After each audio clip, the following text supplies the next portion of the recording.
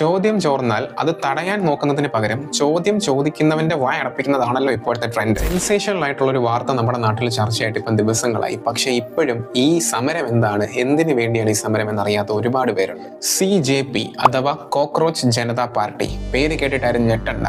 ഇതിന്റെ സ്ഥാപകനായ അഭിജിത്ത് ദിപ്കയും കൂട്ടരും ചേർന്ന് തുടങ്ങിയ വെറും ഒരു ഇൻസ്റ്റാഗ്രാം പേജ് മാത്രമായിരുന്നു ഈ ഒരു പ്രസ്ഥാനം. ഇന്ന് ഡൽഹിയിൽ ജന്തർ മന്ദിറിൽ ഗവൺമെന്റിനെ വിറപ്പിച്ചുകൊണ്ടിരിക്കുകയാണ്. ഈ ഒരു സമരം എന്തിനാണെന്ന് വെച്ചാൽ, നമ്മുടെ നാട്ടിലെ എക്കാലത്തെയും സൂപ്പർ ഹിറ്റ് കോമഡിയായ നീറ്റ് പരീക്ഷയുടെയും മറ്റ് മത്സര പരീക്ഷയുടെയും ചോദ്യപേപ്പർ ചോർച്ചയും അതുപോലെ തന്നെ നമ്മുടെ നാട്ടിലെ സിസ്റ്റം നശിച്ച് നാരണക്കല്ലാകുന്ന കണ്ട് സഹി കെട്ടിട്ടാണ് ഈ മനുഷ്യരെല്ലാം ഇപ്പോൾ ഈ സമരത്തിന് ഇറങ്ങിയിരിക്കുന്നത്.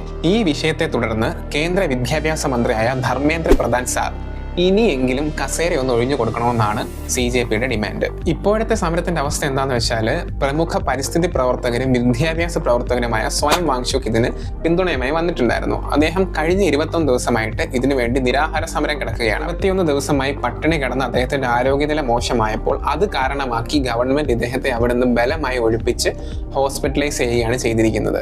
അദ്ദേഹത്തെ അവിടുന്ന് മാറ്റുന്നതോടുകൂടി ഈ ഒരു സമരത്തിന് തടയിടാൻ പറ്റുമെന്നാണ് ഗവൺമെന്റ് വിചാരിച്ചത്. പക്ഷെ അത് വെറും തോന്നൽ മാത്രമായി പോയി. അദ്ദേഹം സമരം ഇതുവരെയും അവസാനിപ്പിച്ചിട്ടില്ല. ഇതിനിടയിലെ ചില രാഷ്ട്രീയ മാധ്യമങ്ങളുടെ വ്യാജ വാർത്താ റിപ്പോർട്ടിംഗ് കണ്ടാൽ നമ്മൾ ഞെട്ടും.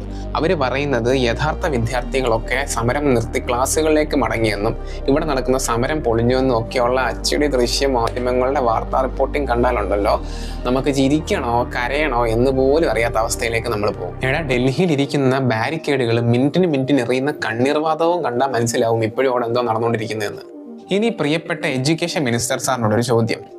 ഈ പറഞ്ഞ ചോദ്യപേപ്പർ ചോർത്തുന്നത് നിങ്ങളുടെ വകുപ്പിന്റെ ഔദ്യോഗിക സിലബസ് വല്ല ഉൾപ്പെടുത്തിയിട്ടുണ്ടോ? അതോ ഇനിയും രാജിവെക്കാനായിട്ട് വല്ല പത്മ പുരസ്കാരം കിട്ടാനായിട്ട് കാത്തിരിക്കുകയാണോ? ഇനിയും എത്ര കാലം ഇവരിതിനെ കണ്ണടച്ചിരുട്ടിലാക്കും? വടികളും ബാരിക്കേഡുകളും വെച്ചിട്ട് ഈ യുവതലമുറയെ തടയാമെന്ന് കരുതിയാൽ സർക്കാരെ നിങ്ങൾക്കത് തെറ്റി. അതേപോലെ ഈ പട്ടിണി കിടന്നവന്റെ ശബ്ദമൊന്നും ഒരിക്കലും ഒരു ഹോസ്പിറ്റൽ മുറിയിൽ ഒതുങ്ങി പോവുകയില്ല. അത് ഈ തെരുവിൽ തീയായി പടരുക തന്നെ ചെയ്യും. ശരി.